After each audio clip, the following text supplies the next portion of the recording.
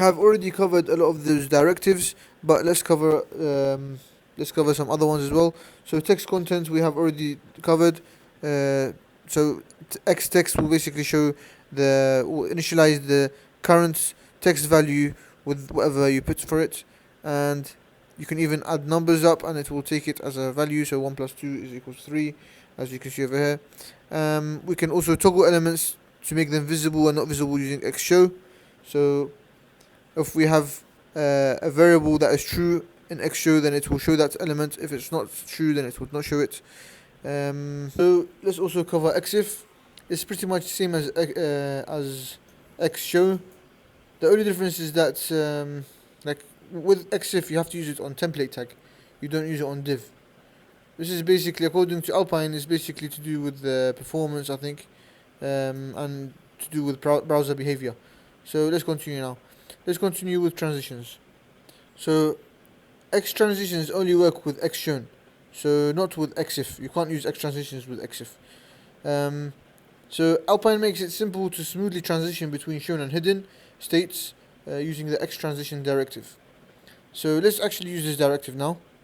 Let's go to our IDE and let's remove the current code that we have just done because we don't need it right now.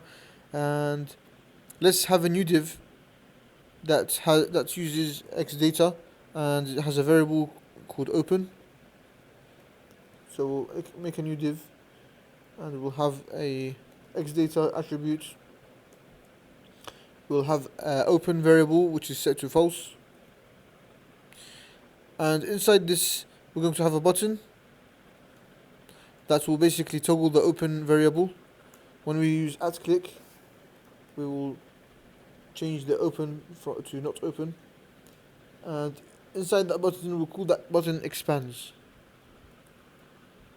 Let's save it now, and now we want to basically have a new div that uses a transition. So right under the button we're going to have a new div and we're going to use xshow attribute. So only when the open is has a truth value. So if open is false, the div won't show, and if it's true, then it will show. And we're going to apply a transition. So we'll do x transition, and inside this div we're just going to have content, just some text called content.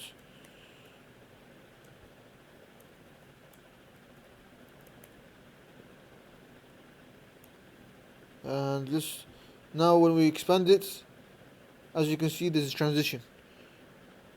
It's not just like as you can see there's some small transition, so it doesn't just come up and go.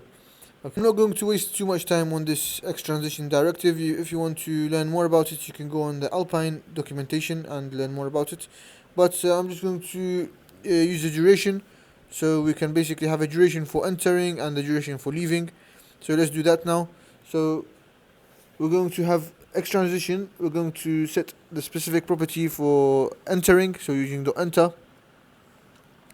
So enter, and then we're going to do dot duration, and then dot 500 milliseconds, for example, to make so it will transition in with half a second.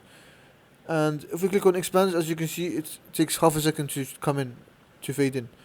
And let's also make it like even longer when it leaves. So we'll do x transition so leave property dot duration,